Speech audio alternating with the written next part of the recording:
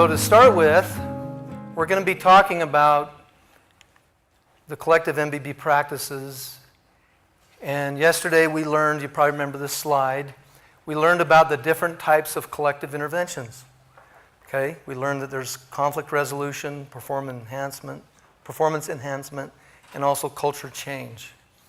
So what we want to do here is have an experience here together with one of the collective practices here today.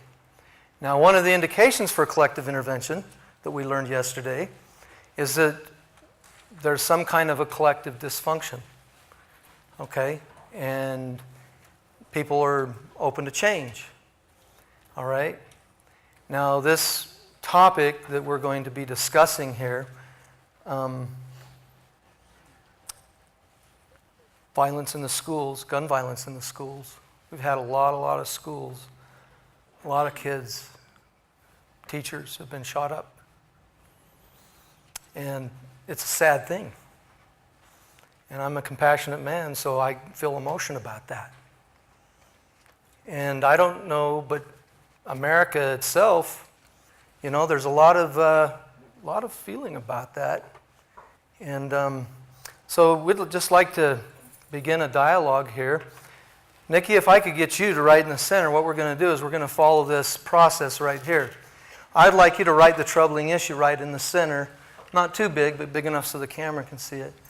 But just go ahead and write that troubling issue in the center and put an oval around it, if you would. Now, this is a little different type of a mapping process because this involves all of us here, okay? And this is our map. So it's not private on a piece of paper where no one else can see it. Everyone's going to see this, and so we put it up there, okay? And we want to keep this safe, obviously, and so, you know, we're going to agree to not have any violence. And is that all right? Okay, since we're going to be discussing violence and whatnot. And so we just want to get started. We have two mics here. When you talk, I'm going to ask you to speak into the mic so that the recording picks it up. So I just want to hear what your thoughts are on gun violence in the schools, and, you know, what do you think we ought to be doing about it? You know, just I want to get a dialogue and a discussion going with you as a group. So I don't know who wants to go first, but I'll let you decide that. Why, take a drink. I would say taking threats seriously. With clients I've had now, I've heard some threats made in Salt Lake Valley schools, and doesn't seem like the people in charge of the schools or whatever were taking it as serious as. So people not taking it seriously, Yeah. taking threats seriously, okay? Okay, well, what else? And yet at the same time, my understanding from yesterday's event is that it wasn't necessarily any signs. I could be wrong on that. That's my understanding. And so how do we encourage a collective idea of safety and setting a very firm boundary that it's inappropriate to have any sort of violence in schools? And in addition, this idea that if something happened, there must have been signs and there must be some connection to mental health, which really, yeah. So I don't know what that looks like on the board, Nikki, but some like the connection to mental health and how people are talking about that, I think, is really what frustrates me. I don't know. Okay, so it's frustrating that there's a connection to mental health possibly in the way people are talking about, like, oh, there's no signs. It just happened out of the blue. Right, and obviously if someone brings a gun and into a school and does commit violence, then they're like that person is not functioning right in their natural functioning, right, causing harm to other people. So something is going on, yes, but the way people are talking about it, and then contributing to this overall stigma of mental health in schools. And as a school therapist, my clients don't want me to be seen with them in the hallway because they don't want that attachment and they don't want to be called a potential school shooter. So there's that too that I'm thinking about right now. Okay. So there's what to do about that. My should comes in when we talk about there should be a middle of the road, win-win situation when it comes to what it seems to come back to is Second Amendment rights versus keeping kids safe, and ultimately kids need to be safe, and also people have their rights. And so where do we find that middle of the ground where safety can be held in? So my requirement is we need to keep people safe, and there needs to be a win-win situation. So you looking for a win-win situation? Yeah. We want to have. You're saying we want to keep our Second Amendment rights. We have the right to bear arms. Mm-hmm. Yeah, well, I'm saying that there should be for both sides, because it's not being solved by saying get rid of guns and don't keep kids safe. Okay, so you're hearing. So I guess Okay, that's, we're hearing maybe both that's my things. wish is like, all right, I wish that there was able to be communication from both sides versus the standstill that tends to be like, well, while there's a standstill, there's still kids being shot. So Okay. yeah. Yeah, I guess the more that I learn about mind-body bridging, the more like the debate about what to do with gun violence in schools sounds like that depressor-fixer dyad. You know, like put armed guards in schools. That's just going to increase violence. Arm the teachers. A teacher had a gun go off that was a concealed weapons permit holder. And it's just this like never-ending, cycle. And the storyline that seems to come out of that is like, do nothing. People just kind of give up. And I have no idea like what the solution is, but I just can view it kind of through a mind-body bridging lens. But I can feel my eye system get activated thinking about like, well, you've got to hurry up and solve that and think of something smart to say because you have a microphone, Chase. Okay. Well, let's not worry about the mind-body bridging lens right now. But I heard you say several things right now about, put guards in the schools and arm teachers and, and then nothing happens. That's what I heard you say.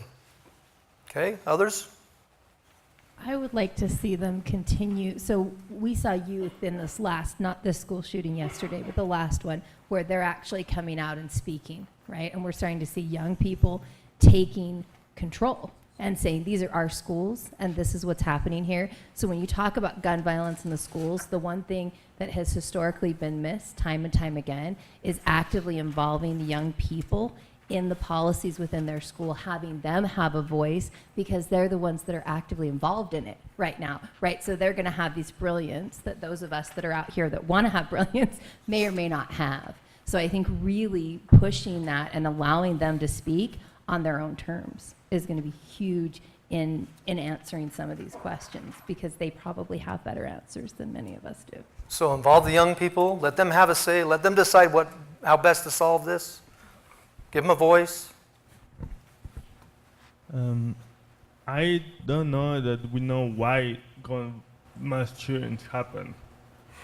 I have heard many different answers, and I don't know that anyone knows why mass shootings have increased or so I think that would be the first question I want to answer to students. Why are they increasing? Why is this happening?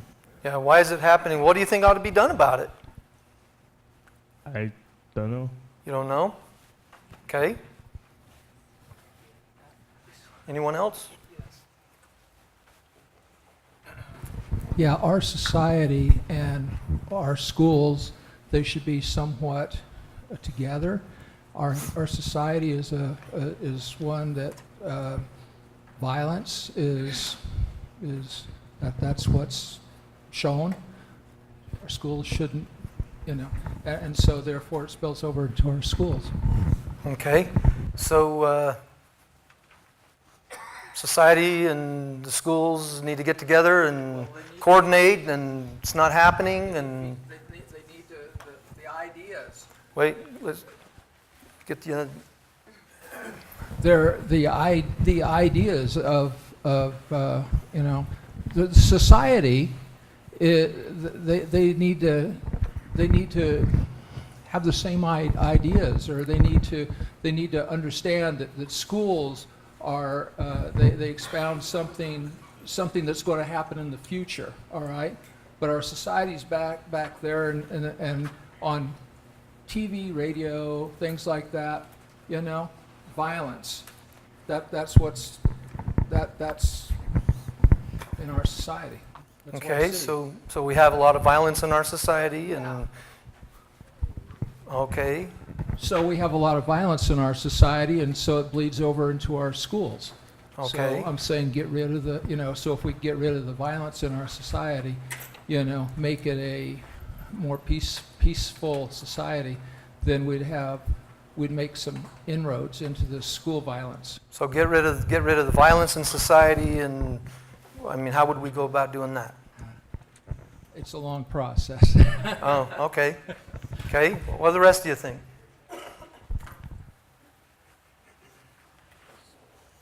I'm curious about worldwide trends. I know that, and it seems like in America, every 3 weeks, 6 weeks, there's another school shooting, and it's kind of like Chase. It's kind of like Chase was saying. You get desensitized to it and kind of hopeless, like, well, I guess nothing's going to happen. But I'm wondering about worldwide trends because I know they play just as many violent video games and they watch just as many violent movies. I don't follow a whole lot of international news, but I've never even heard about a school shooting in another country. Okay. And there's lots of countries that play even more video games, and like the culture is more intense than ours. And so I'm not saying it doesn't have that it doesn't contribute to it, because I do feel like if we had less of that toxic stuff going into our lives and our brains, and then it probably would lessen the violence. But I'm just wondering, what's the connection worldwide? Is it, is there something within our American culture that is fueling this, or I don't know. Yeah, so there doesn't seem to be the same connection outside the United States with violent video games, et cetera, et cetera. So you're kind of wondering, what is that connection? What is, we're all kind of being nice and we're kind of skirting around the issue here a little bit. But I would like to hear what you think about what we ought to be doing about this. You want to join it? Yes. You're welcome to join it. I'm so angry and You're angry. Do you need to talk right now? Do you want to be? Do you want I need to calm down first. Why are you chit-chatting here like that? Gosh, what a discussion this is. Okay. But go ahead, Katie. All right. Countries that don't have as many guns don't have school shootings. Okay, so Right. countries that don't have as many guns don't have as many school shootings. Okay, go ahead, Hannah. No, I'm too. Okay, if you want to, we have a hand down over. Yes, but thank you. But they do. Okay, got a mic over here. This one. But they do have a school violence. They don't have school shootings with guns because they don't have guns, but they still have school violence. And I think that's what we want to stop, is school violence, not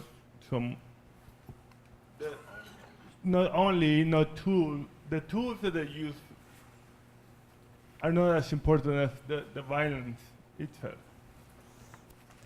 Okay, So what I'm thinking about is the access to the type of weapons that are available in this country, and in an urban versus a rural area, it's very concerning. And what's concerning about that? the people have easy access; they're not locked up. That people that are suffering from mental health conditions, or they make rash decisions quickly, especially teenagers. They act without much forethought. They just want to get away from the pain. And right now, one of the things that I do is I work for Primary Children's, and so we do a memorial tribute for the children that die. And it just happens that tomorrow is the memorial tribute. So we have 51 kids who are registered for this event. And of all teenage boys in this video, die by suicide using a gun in the state of Utah. And I just think to myself, why is there such easy access to weapons? And why do we have to have access to weapons that are used in a war situation? What does it say about someone that has to have a AR-57 or whatever they're called? What is that about? So having easy access to AR-15s and bump stocks Or and whatever those things all that jazz. Clearly, I don't. Yeah. But the interesting thing is that I know that people use guns to get food, or they enjoy shooting, and I'm fine with that. But I think that we make guns so easily accessible that children, teenagers, whose brains are not fully formed, use the weapons in a rash moment just to solve a problem that would eventually go away. So I don't think we should have access to a certain quality of weapon, and I think we should also have certain requirements to have a weapon. So some laws need to be altered or changed is what you're saying? Yeah, some laws need to be altered, changed. Yeah. Y'all agree with that? You don't agree with that? Let's hear what you have to say. Access to weapons. Weapons are not more accessible now than they were before, but there is more suicides and there is more gun violence maturing. So I don't think that's the answer, because that hasn't changed, but the gun violence has increased and mass shootings have increased. So if we focus on that, and I personally don't care, other than if we focus on that, we are not focusing on what could really be the answer, and I don't think that's the answer. So you don't think that's the real issue there? There's something different, okay? Well, I think one of the things that we could do when it comes to that is, or what comes to my mind is, we've got to drive a car, you've got to be 16, you've got to go through trainings, you've got to go through demonstrating that you know how to use a car. You can't hold a cigarette till you're 18, you can't smoke it till you're 7 or till you're 19. Renting cars is rough until you're 28 or 25. Like, you've got all these ages. Rated R movies are at 17. So we've got all these different things that that put restraints on what we feel people can be ready for. And then, so I mean, I think that having some laws stating, like, if you're 16 years old, there's really not any reason for you to have a handgun. Or there's not a lot of, like, go through hunter safety and then understand and be able to show that you understand what this weapon is, and or whatever it may be, so that you can, at age 21 or however it may be, that you can have and own a weapon and show that there's some responsibility to it, versus going down and being able to buy a gun from a pawn shop or whatever it may be, without having some sort of acknowledgement that you're just not like, wow, I think guns are cool and I should have them unlocked in my house, things along those lines. Do you feel like there should be some tougher gun laws, but yet still have access? Okay. And I totally agree with that. I just think that the gun culture in the United States has gotten so, like you said, so easy to access, that even if we have laws and regulations, my mind goes to, well, they're still going to get their hands on them. We still have adults that carry weapons, and teenagers that live in the home, and younger than teenagers living in the home. And we look at a lot of the shootings that have happened are teenagers that, like you mentioned, their brains have not fully developed, so they don't have that regulation, or education hasn't been taught to know how to use a gun, or act on impulse. So I personally feel paralyzed. I don't think that we're going to answer this question today. I think there needs to be a mass movement on education, and having more of these conversations, but also empowering people to stand up for what they believe in and keep the communication going. So you feel paralyzed, you don't feel like we're going to resolve this today, but do you have any strong opinions on what ought to be done? Yeah, I mean, it's hard. It's hard to put my thoughts together on this, because I see every single one of these amazing people's points. And it's just hard to figure out what my beliefs are and what I would want for my child and what I would want for my families. I work in a school, and I have parents that come to me after these school shootings and say, what can we do? I don't feel like my child is safe. I don't feel like things are being done. And to not have an answer for them is hard. To not be able to say, I can ensure that your child is safe is incredibly difficult. So again, I just think that we need to continue the dialogue, continue working with our politicians on a daily basis, and keep those politicians that don't believe in gun safety out of our office. So you believe there should be tougher gun laws, Absolutely. and that's what needs to be done. Okay, you're done. Okay, okay. Thank you.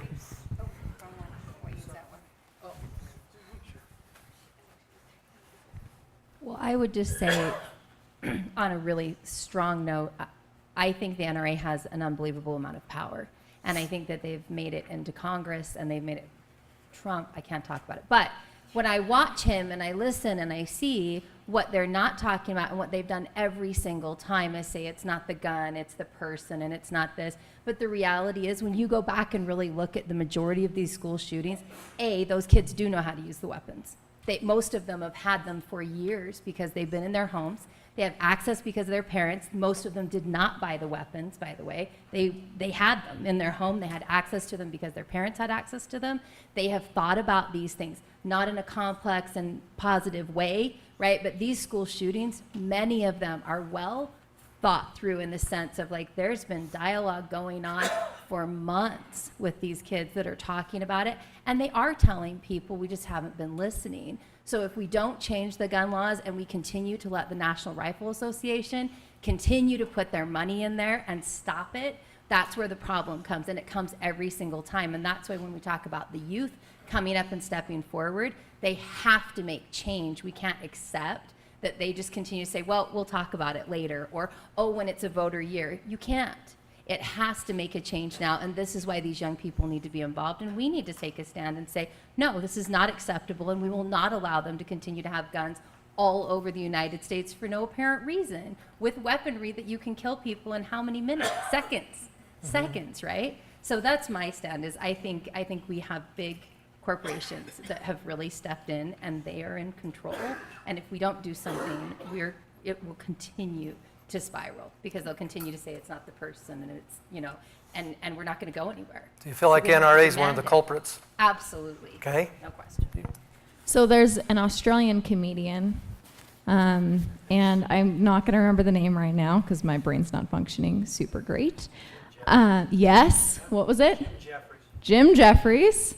And he's talking about how in like the 1990s or late 1980s, there was a shooting in Australia, and the Australian government was like, all right, no more guns. And Australia as a community were like, right, okay.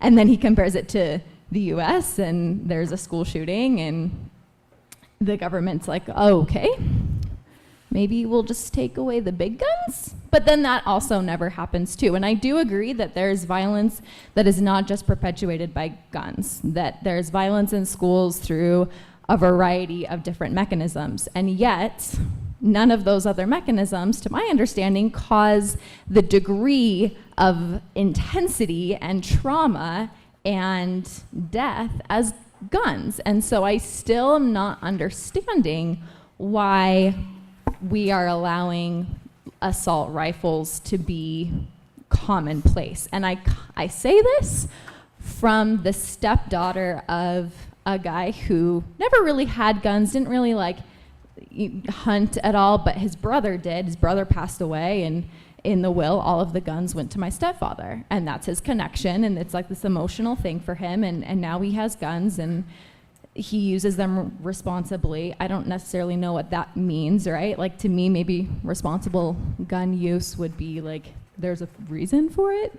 But you don't need like, you know, these, and they're locked up and all of that. But at the same time, like I get his emotional connection to it, right? And he's like, I don't take away my guns. And I'm like, this wasn't a thing for you until like 5 years ago. So I don't know. I have a lot of like back and forth there with like our right to have whatever we want to have and have whatever sort of media comments we want to have, like whatever, right? If you're talking about Second Amendment, you also need to talk about the First Amendment. Like you should be able to write whatever song or create whatever video. Like it's not about the violence in the media either.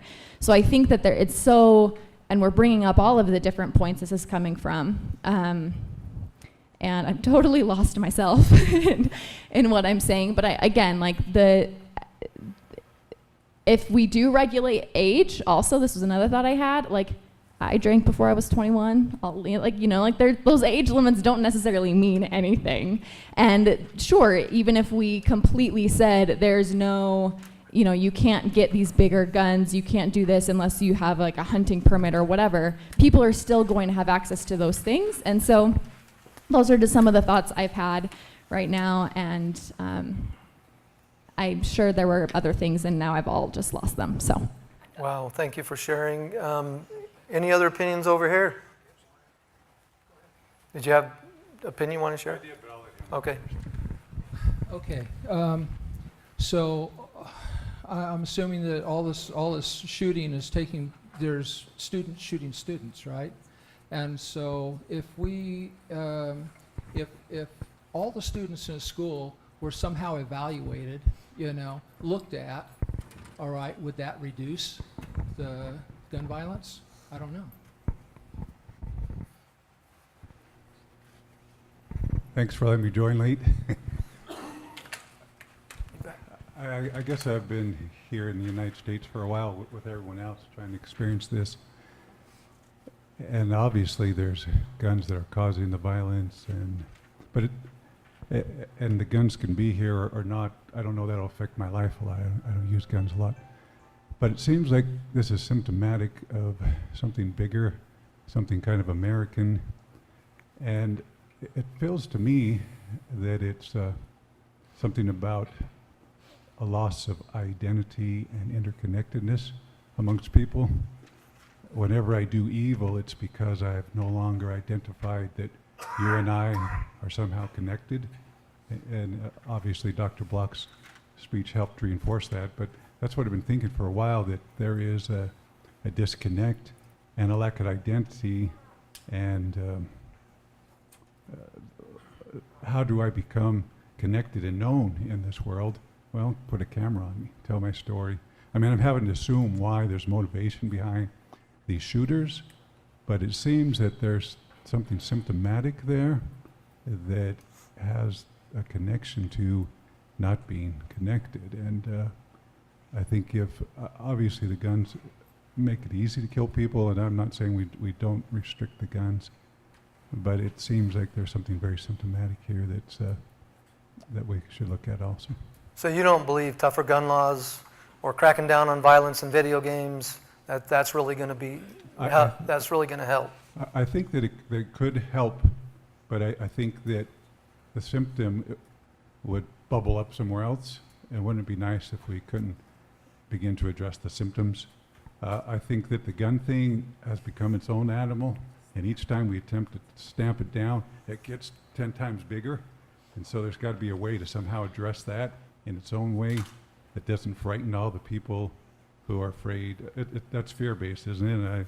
It's the government's going to come in. I can understand the fear. Governments have come in and taken over people who aren't armed. I understand that. And I think that wouldn't it be, guns are meant to kill people. I mean, that's what they're designed for largely. Wouldn't it be nice to live in a world where we don't have machines that are meant to kill people? I'm okay with that too. But I think that each time we try to stamp it down, it seems to grow bigger and bigger. And so I think there's something in the missing thing that is the source thereof that is perhaps missing. So we can address this, but let's not miss what's causing the symptom. Okay, thank you. How about over here? Were you ready? No, I can say something later. I think we'll get paralyzed if we wait for the perfect solution. And when I'm working with somebody treating their anxiety, I don't wait to find the one thing that's going to cure all of their anxiety. We try something and it helps them, and we try something else and it helps them. The kid yesterday didn't use an assault rifle, but that doesn't mean assault rifles aren't a problem in our society. But I think we have to start taking steps to get to where we can have some kind of effect. Well, now I'm happy that I'm hearing all these opinions, so I'm much more calm now. And you are saying, and some other people also, the things I was thinking already. But my view is that, of course, you should have more strict gun laws. It's stupid even to discuss should it be or not. Of course, it's a no-brainer. Why on earth would people need to have access to all possible guns? But of course, yes, there are people who are having like a shooting hobby. There are many people in Finland also who are having not shooting hobby, but I meant hunting. And we do have quite many guns in Finland, but we are having only a very few school shootings. We have had 2 actually, and they were 10 years ago about.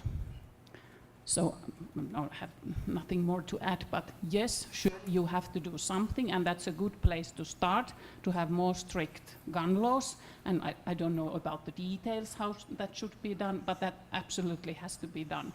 And then I also think that it would be valuable to find out about other countries. And if I'm right, I'm not sure, because this is not really my subject, but if I'm right, I've understood that in Canada there is not the least so much school shootings than in here, and they are having much more strict gun laws, if I've understood right.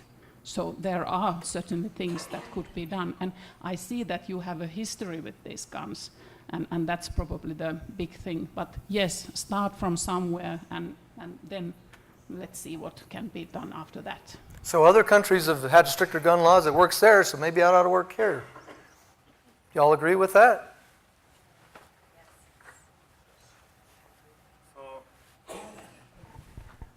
So I think that, like, what's your name? Dirk. Like, Dirk said, if you try to help a client that doesn't want to be helped in that way, it's not going to work. So if we spend resources and money and time and energy trying to take the guns away from the half of the US that wants the guns, it's not going to go anywhere. But if we go to the source, to the connectivity, to the families, to the to making sure that every student is evaluated for that connectivity, to providing those resources, I think that the amount of people that are going to fight against that is much less than the amount of people that are fighting against don't take my guns away. Does that make sense? Yep. So more people are going to fight against don't take my guns away, then we'll fight against, hey, let's find the solution under that. It's not really guns. Is that what I'm hearing you say? Do y'all agree with that? And taking the guns away might help. I just don't think it will happen anytime soon, because there's half of the U.S. that wants their guns. Okay. So anyone else that didn't get a chance to say something would like to say something? Yeah, for 9 years I worked with boys in corrections, and probably 80% of them had shot at another human in their life, okay? And I worked with probably 700 boys. So 80% of them had shot at somebody, 0% of them had bought a gun legally or used their dad's or went through any legal channels. So the problem with the idea of gun control is people still get guns, just they're the wrong kind of people, right? That's the main argument, is if you take the only people that are gonna turn in their guns to get crunched up Australia style is legal, like law-abiding good citizens that say, yes, I'll abide by what you're saying. And then the people that have the guns still are the people that we are afraid of in the first place. My other thought is there are a lot worse weapons than guns.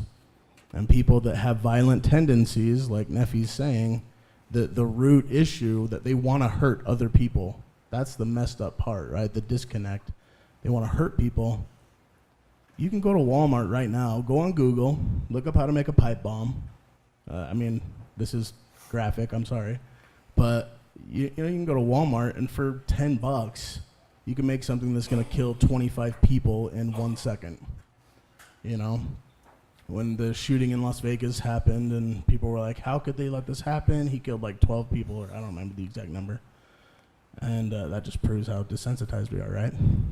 And my first thought was, well, if nobody let him buy all those guns, he was still psycho enough that he wanted to hurt all those people.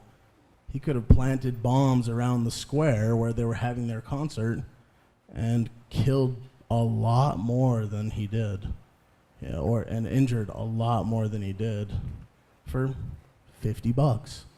That's a heck of a lot cheaper than an AR, you know? And so I think really getting to the root of the disconnect, why are people so okay with hurting people? Personally, I don't have any problem losing automatic weapons or handguns, or I don't use them, personally. I'm just saying I don't think that that's the solution to the problem. Okay. So what I'm picking up is we're in agreement that there shouldn't be violence, okay? But we're not in agreement about exactly what we ought to be doing about the guns and the video games and the, you know. Anyone else over here have an opinion they want to share? Well, I feel fear, and naturally my response is flight or fight, and I feel like I would want to run away, or fear-based, I would want to fight back. And what is the first thing I would think about to fight back with? Guns. And what would I do if I ran away and holed up somewhere? What would I have to come to my protection? Guns. And so even my root human response to fear involves guns. Wow. So are we going to come to a solution here today, an agreement? No. Jenna, you were mentioning that. It would be nice if you can give her the mic. I'd like to.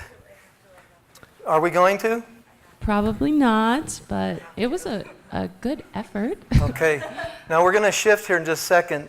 I noticed that now you want to join the group. I'm going to give you a voice. Dying. Okay, so I am a social worker for a school district, and I provide therapy to teens. And I'm listening to everybody talk, and I do think the easy access to guns is an issue, but that's kind of like an outlier. A lot of my kids, the biggest issue for me anyway, a lot of my kids, they don't know how to handle stress. They don't know how to handle problems. They come into my office like the world is literally ending over things that, to me, are like there's an easy solution. I think I was talking to somebody yesterday.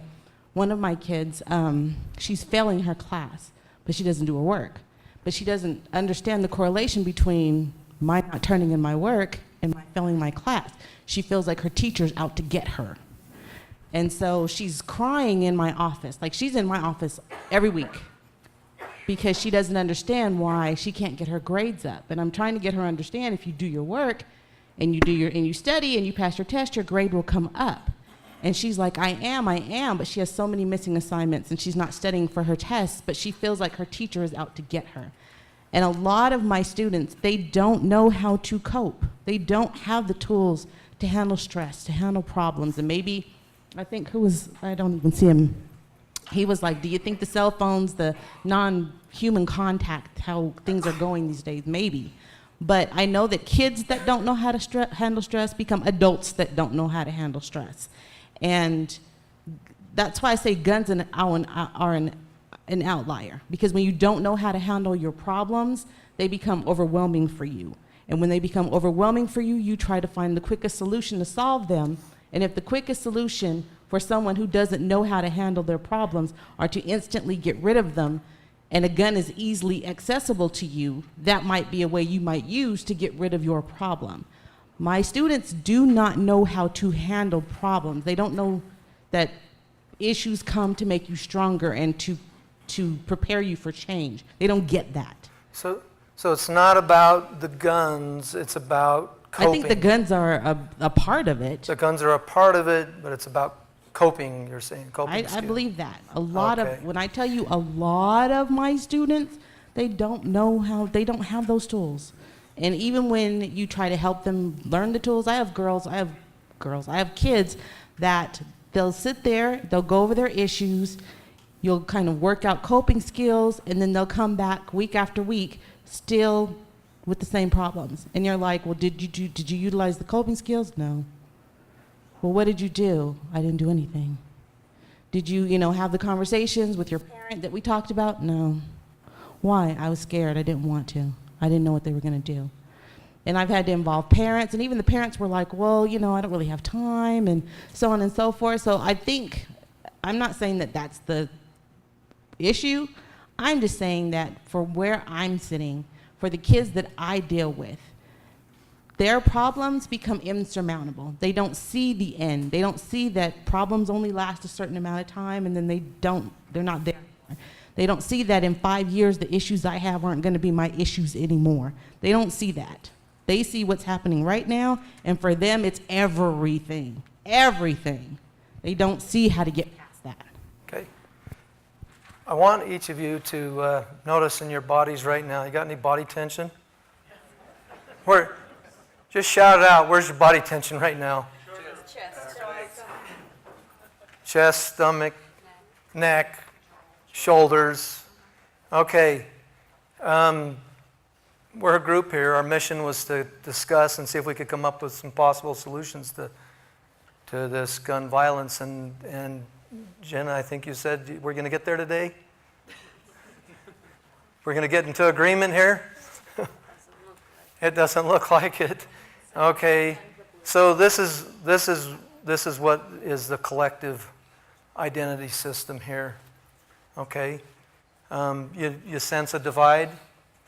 Can you see that? Sense what's happening here? Let's shift to the next map. Okay. In this next map, in the center of this map, we would just like to put down what is preventing natural functioning. What is preventing? We're all, everyone here, was there anyone that didn't feel any body tension? We all had this body tension, and we can sense our individual identity system's overactive and also the collective identity system here. So what is preventing natural functioning? And we can either just go one at a time, or you can just speak up. I just prefer you to speak up if you'd like. So what do you think is preventing natural functioning? I mean, just tons of really big requirements, right? Like, people shouldn't die, Like, this shouldn't be a problem for us. This should have already been solved long ago. Like, we shouldn't still be talking about this. We should come to an agreement. Sorry, tons of shits. Okay. People shouldn't die. Okay. This conversation makes me terrified. I picture my 6-year-old at school, and I can't be reasonable when I'm thinking about a threat to my kid. So I'm not reasonable. Sounds like Shark Tank, so I'm out. Oh. I would say for me, it's the same thing. I have an 18-year-old and I have a 14-year-old. And so as a parent, your kids are supposed to be safe, period. They should not be going to school and have to worry that they've got to push a desk up against a door and hope they don't get shot through it. We're still back on the first map. Do we want to go to the second map? We want to go back to the first map? Okay. So what's preventing natural functioning right now? What's preventing natural functioning? Our depressor fixers. Okay. Fear. Fear? Okay.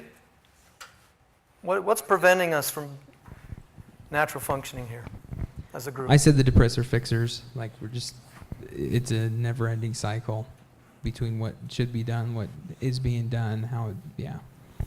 So I think that's stopping us from our natural functioning. Okay, so you don't think the solutions they're coming up with are going to work? They're like fixers? Yeah, and then it turns into storylines. And it turns to storyline. Okay, we hear lots of stories about what's happening, the fear, the what you said. It was good. Do. Say that again, please. People won't do what we want them to do. People won't do what we want them to do. We don't have control. And I think that I had my identity system so much going on, and I couldn't actually listen I couldn't hear properly what others were saying because I was so messed up with my own opinions to say loud them. Yeah, so you could really feel it in there, and that was preventing natural functioning, and it's like, okay. I think ultimately there's a lot of requirements, and our identity system is being challenged. So our identity system is being challenged, or that's causing a lot of requirements. Yeah. Our identity as a group's being challenged. Yeah, which then the depressor or fixer of the whole. And so that you feel like that's kind of, so we're wanting to kind of analyze it with MBB language here a little bit, okay? Yeah, my eye system was totally activated. You got it going, huh? And sometimes I find that when that happens, I don't want to talk. I'd rather just... You clam down. Yeah, I clamp down. That's why you wouldn't say anything. So I felt like there were a lot of opinions and feelings expressed as facts. And that's very confusing to me. Okay, so that when we put things out there as facts, okay, their opinions. I just feel that whatever my opinion is, it's not going to be heard, and so. So you felt like you're not being heard. Yeah. And you felt like you got drowned out, and that prevented your natural functioning. Yeah, because what was said first, this has gone on for so long. Come on. Yeah. Shouldn't. Okay. Yeah. Something just kind of sparked for me. Some of you said, when I feel this way, I don't want to talk. And then others said, I don't listen. And then that in and of itself, right? Like, no one's going to talk. No one's going to listen. And therein lies, this struggle. And I think you brought up a really good point of like this depressor fixer cycle where I totally felt that. It was like one maybe thought came out of let's try this. I think this might be a way to move forward. And immediately, we jumped in with like, yes, but, that's never going to work. And so we just got caught there. And when you're caught there and we're not listening, we were not connected to each other. We were not connected to the net, right? And we're going to stay in that same exact place, even though we're all here from, our different experiences of health professionals and social workers and all of that stuff. And all of us here probably want, beauty and peace and safety from humanity. And yet we were able to activate our collective identity system pretty intensely on something that like the requirement for us is that everyone should be safe. And we all probably felt that. And that's probably all of our biggest requirements, but not listening, not talking, and getting caught in that eddy of depressor and fixer did the trick. So some people aren't saying what they really think because they don't feel like they're going to be heard. Some people aren't talking, some people aren't listening. And the people who did talk, and I'll speak for myself, like when I was talking, I don't think I communicated what I wanted to communicate ultimately. So I wasn't able to say what I really wanted to. Yeah, it wasn't effective. Okay. What else is keeping us from natural functioning? Anything else? I feel like I hope I'm using the right terminology here because this is new for me, but I feel like there's a little too much duality in our thought process, right? Either guns, no guns, right? It's a complex issue. Either or. Right. It's a complex issue, and people are complex. crazy or not crazy? Well, it's not that simple, right? Just like you were saying, it's not always mental illness. It's not always bullying. It's not always dad's gun. It's not. There's no simple answer. Okay. Yeah, I'd want to add something before we move on. I really agree with that duality. Like, as soon as somebody states one side of the argument, it's just natural for somebody to state the other side, even if I'm not like super opposed to what that person's saying. Like I've done a lot of motivational interviewing training, and you know, if I take the argument for change with a client, they're going to automatically take the argument for not changing. And I saw a lot of that in the group where, you know, I may not feel super strongly about one issue, but if somebody says that, then I'm automatically just kind of thinking the opposite with my eye, especially when my eye system's going. Okay, so people taking opposite sides of the issues. Okay. All right, let's move on to the next map. And it's map number 3, and let's just go ahead and erase this one. It's on camera. And in the center, let's just write natural functioning. And I'd like you all to get comfortable in your chairs.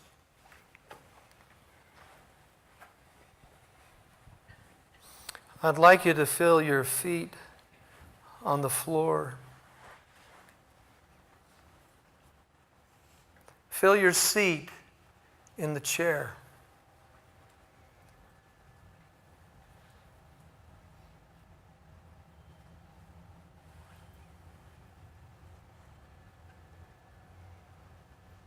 Hear the background sounds.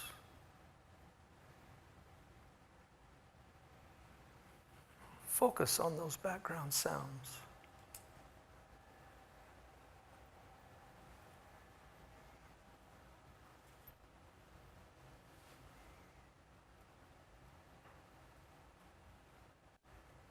Continue to do that. And take your fingers and feel the fabric of your clothing.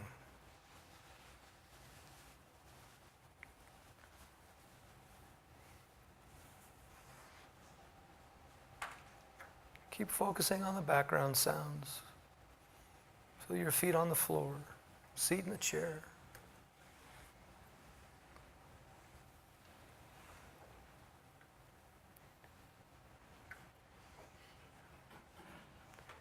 Once you're beginning to feel settled and you feel like your identity system's beginning to rest a little bit, give me a little wave.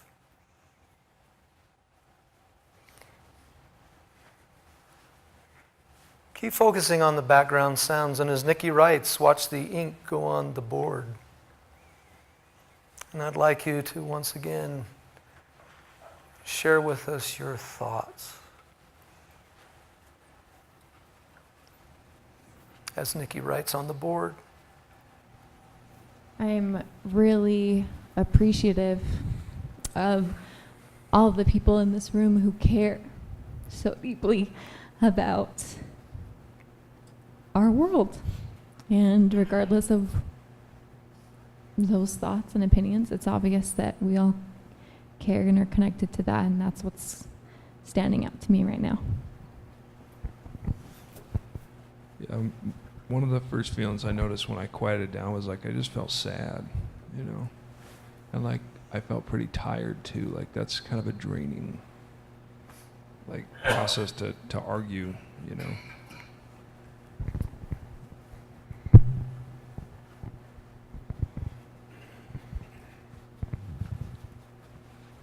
It really occurs to me we all want the same thing. We all just want safety.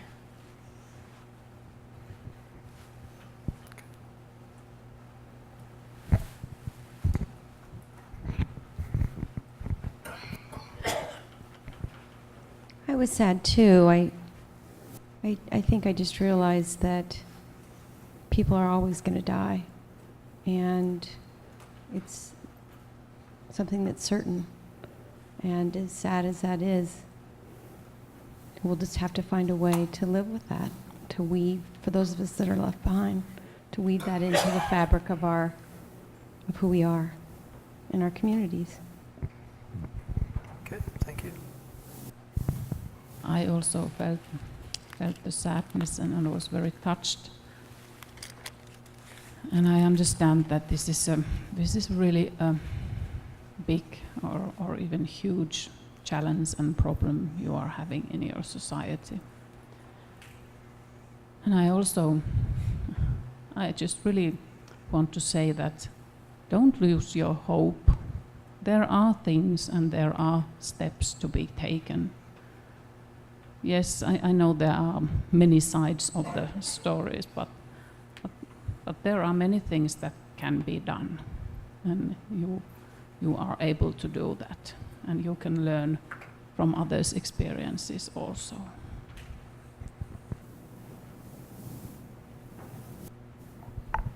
I guess my thoughts are that there's different ways to get out of the identity system. Well, one is bridging, and the other sometimes is shock or trauma or significant events that make us speechless. And a thought that came to my mind is our society, our world is often in the I system, unconscious, and sometimes it seems like it takes significant events to have to come into consciousness to align, otherwise we suffer. And that kind of feels like what these events are. It's like, a smack to the head that says, oh. And so in some ways I'm kind of hopeful that where we're having this struggle or going through this because it feels like perhaps just part of the process, and something we can help in, hopefully we can alleviate some of the suffering, but I just felt somewhat hopeful that maybe it's part of a process that has to occur, that since we're doing it unconsciously, it's more painful, but maybe it is something we're evolving into. Okay, thank you. Others? I had this feeling yesterday when it's Hannah, right? When Hannah was talking about that day last summer, right? When you really felt connected to the net, and as she was sharing yesterday, like I was standing against the wall, and my whole body just had goosebumps.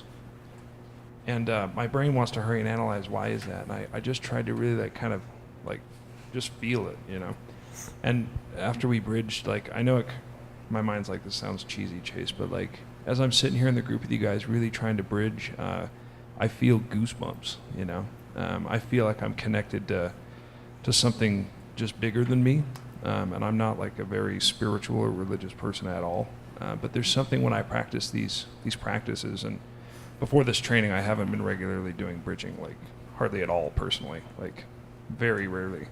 But I'm just reminded how powerful actually doing the practice is. So any other thoughts about it? Oh, go ahead. I'm reassured when I think about our conversation yesterday about the pinky finger, because I had some thoughts come up during this third map of my identity system, those storylines based on that requirement of people should be safe and we shouldn't need these events to wake us up. And I'm noticing that these thoughts are still there, and that identity system is trying to capture me once again. And then as Chase, you were saying, coming back to not just my own experience bridging, but tapping into kind of this collective, which I can feel. And then the thought is, well, what good does this then do? There's no solution on the board. But if the experience of just this is creating a shift or an impact in this larger net, like the pinky finger, then that's okay, and that's good. So there's not a solution up there. I mean, yeah. Yeah. But the shift there gives you hope. I am hopeful, yes. Mm-hmm. Others? So I kind of feel like I'm more able to look at solutions than to be so wrapped up in the emotions and the overwhelming feeling of what could happen or what has happened, but like we've talked about, being here in the present moment and what we can do now, and just being able to listen to others' perspectives and not get so ramped up about where they're coming from. Okay, thank you. Others? Yeah, we talked earlier about the 2 minutes of positive interaction with our kids. And those are kids we love. And I hope mine's more than 2 minutes, maybe 3. Right? And what about each other? What about strangers? We are so disconnected. We took 1 minute with Kevin's direction, and we're all connected in a net, right? 1 minute. The disconnect is clearly a huge societal problem. And, when I was in college, I did a little social experiment of my own, and I would smile at people that I was walking past on campus. And some people looked at me like I was a friggin' weirdo. And some people looked at me like I was a perv, I don't know. But it was really interesting to see the reactions, because some people looked at me like it was the first smile they had from a stranger in years. Okay, thanks, Rob. Anyone else? Well, we need to wrap this up. Was this outcome dependent? Was our goal to come up with a solution? The mission of this group could be to discover a solution. In what map are you more likely to find a solution? Map 1 or map 2? Or map 3? What do you think? Map 1 or map 3? Do you think we were going to get, Jenna said, no way, we weren't going to get there on map 1. How about now? Do you think if we were able to stay in natural functioning, that we might get there long enough? Yeah. Let me show you a few slides here. This is kind of the process. There we have the collective identity system functioning, okay? You probably heard each other. Some of you noticed the depressor, the fixer, the storylines, requirements. But you'll notice that I didn't take time to point any of those out on the map, because we don't need to do that in the collective work. All we need to do is recognize and experience our overactive identity system as a group. Once we did that, we shift to map 2. What is preventing natural functioning? Sometimes we call it what is preventing a solution, but we intentionally called it what is preventing natural functioning. Because our goal was not to find a solution. Our goal was simply to do what? To recognize and rest the identity system so we could be connected to natural functioning, to the net. To the net. Anyone here not experience that connection with the net? That's something you had to feel and experience. I forget your name. As Sierra, I know there's your name. As Sierra spoke, I found myself tearing up. I'm the facilitator. Social workers aren't supposed to cry. Why was I tearing up? Some of you are tearing up. Yeah. So we don't have to point those things out. All we have to do is recognize it. We then go through this process, and you'll see the group make a shift into natural functioning. And as you can see, that it takes a little bit of time for this process. Okay? And as we go through that, we shift down to the collective natural functioning. These collective MBB interventions are based on awareness, knowing, and doing. Awareness that we have an identity system. Awareness that we have a collective identity system. Awareness that there exists the net of existence. That we are connected with each other. Knowing what it feels like when our identity system is overactive. Knowing what it feels like when the collective identity system is overactive. And then doing the process as a group, the maps together, to experience that shift. Awareness, knowing, and doing. There you go. Awareness of the tension. You notice that, I mean, a lot of people had ideas, but the discussion wasn't going anywhere very fast. I keep looking at Jenna because she's the one who says, this isn't going to go anywhere. No, that was actually good. Doing collective MBB mapping to liberate the collective natural functioning. Did we do that? Did we accomplish that? Did we liberate the natural functioning? Did you feel that? Doing collective MBB practices to change culture. So the therapeutic action here, once again, this was brought up yesterday, is simply to recognize and experience, recognize and rest. Be aware of the counterproductive nature of the collective identity system, being able to collectively get into natural functioning as a group. There you go. Collective natural functioning is optimized in accordance with the circumstances each moment. And we had Rob over here. I happen to know how he feels about some of these things. I happen to know I probably better be careful what I say because I know his history.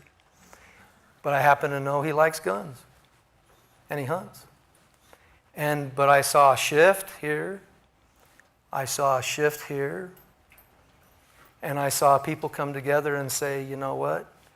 In natural functioning, we can work together. And the collective natural functioning, like natural functioning, is not outcome dependent. So we weren't trying to get a particular outcome. I didn't know how this was going to go. Had no idea. You know, afterwards I'll wipe the sweat off my brow. Why have a personal MBB practice? So important. Just so you know, I'm an emotional guy. I'm related to Rob. Just so you know, this morning I did several maps about this. My identity system was way overactive. It was way hot.